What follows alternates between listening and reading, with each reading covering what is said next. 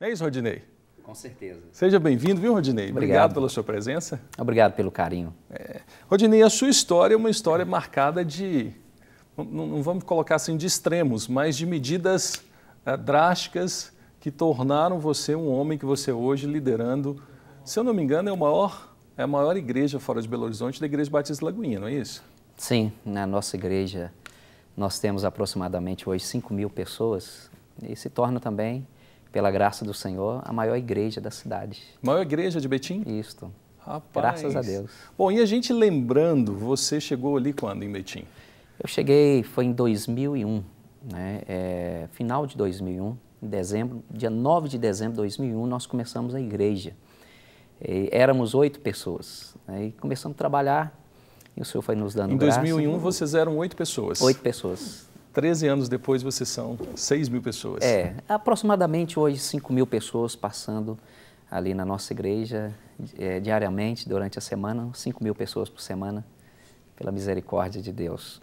Temos um alvo de alcançarmos nos próximos 2 anos, a média nossa, o nosso alvo é termos 10.000 membros da Igreja Batista Lagoinha e vamos alcançar em nome de Jesus. Amém, vai sim.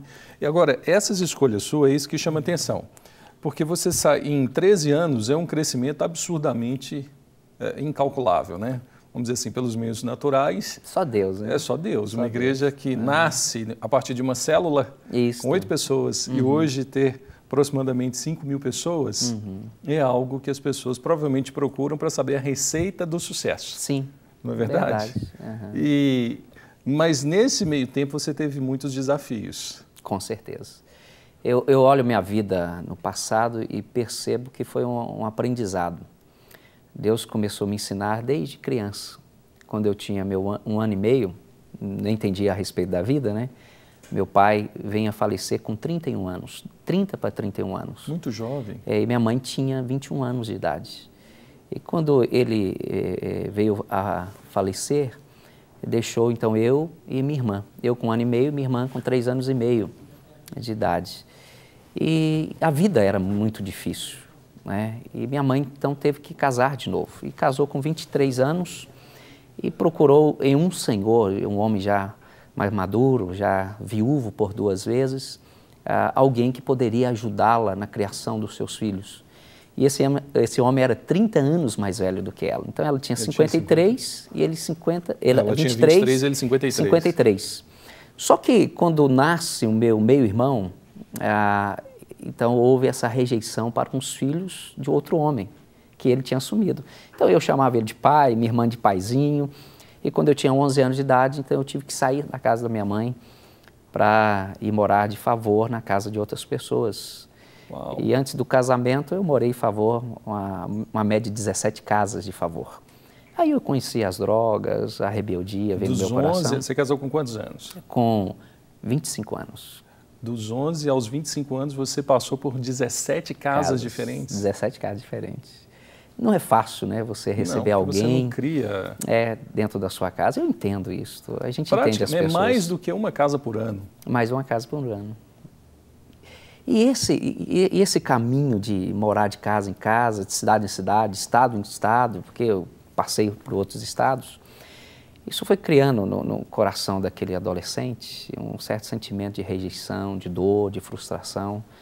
E tudo isso que eu vejo, que eu aprendi lá no passado, hoje eu consigo compreender bem melhor o que é a vida de alguém rejeitado, a vida de uma pessoa sofrida.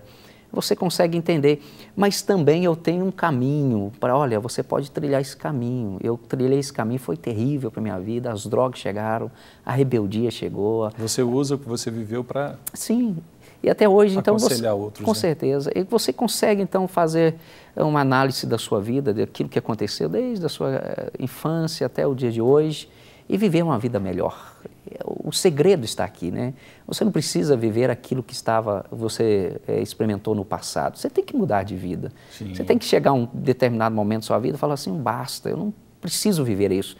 Eu não preciso viver com o meu coração enfermo porque alguém fez isso ou aquilo comigo. Eu preciso aprender isto na vida, ensinar a outros, ensinar meus filhos, ensinar as ovelhas e viver a realidade da palavra de Deus. Esse que é o segredo da vida. Você tem uma família bonita, vejo seus filhos, sua esposa, você é à frente de uma igreja que tem crescido e essas imagens, elas se tornaram só imagens do passado? Porque chega um momento que tem que passar por cima disso e saber lidar com isso, né, Rodinei? Jó fala em capítulo 11 que uma coisa a gente tem que fazer, se eu dispuser o meu coração para Deus, se eu levantar meu rosto para Deus, então Ele vai fazer eu esquecer do sofrimento do passado. E só vou lembrar do sofrimento como águas que passaram. Não tem como a gente apagar da nossa memória, é impossível. Mas não tenho como eu viver não mais sentindo a dor do passado, né? Porque a dor foi dolorida. Eu lembro quando eu tinha meus 21 anos de idade, drogado sobre uma bicicleta, aconteceu um acidente comigo, eu bati a cabeça no meio-fio, tive traumatismo craniano, fui para o HPS, ali no HPS fui socorrido daquele jeito, né, num pronto-socorro, fizeram uma cirurgia de emergência, porque teve um coágulo, eu estava em coma, e nessa cirurgia aconteceu eu ser acometido de uma infecção hospitalar, aí a situação complicou mais ainda. Dias depois fizeram outra cirurgia, tiraram uma boa parte, um tamanho assim do osso da minha testa, tanto que me chamam de Robocop, né? Testa de ferro. Testa de ferro. 6 meses depois fiz uma nova cirurgia para recompor aquele osso que foi retirado. Então isso é sofrimento, isso é dor. Passar um ano no hospital com muitas dores. Você tinha quantos anos? Eu tinha 21 anos. Uau! Né? Quase perdi a minha vida com 21 anos. Por quê?